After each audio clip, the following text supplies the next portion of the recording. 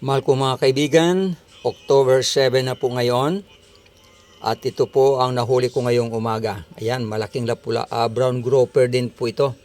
Ito naman ay hindi ko alam kung anong isda ito, pero buhay pa po siya oh. Ayan. Ayan, ito isang lapu-lapu pa rin oh, buhay pa rin oh. Humihinga pa rin siya. So ito mahal ko mga kaibigan ang pagpapala na bigay ng ating mahal na Panginoon sa araw na ito. At hari nawa na tayong lahat ay pagpalain din sa buong araw na ito. Talagang ang pagpapala ng Panginoon ay tuloy-tuloy, lalo tigit doon sa kanyang mga anak na patuloy din nagtitiwala at nagtatapat sa kanya.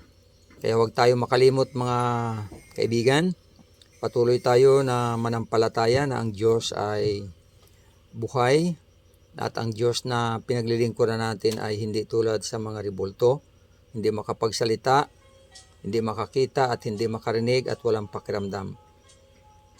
Ang ating Diyos ay bukal ng buhay at pagpapala. At ito nga, nagsaglit lang po ako sa dagat ay ito na po ang ipinagkaloob sa akin. So ito ay isang katunayan na mayroon tayong Diyos na buhay, na may-ari ng mga isdang ito, na ipinagkakaloob din po sa atin. So maraming salamat mga mga kaibigan. Patuloy tayong magtapat sa Diyos habang nabubuhay sa pangalan ni Jesus. Amen.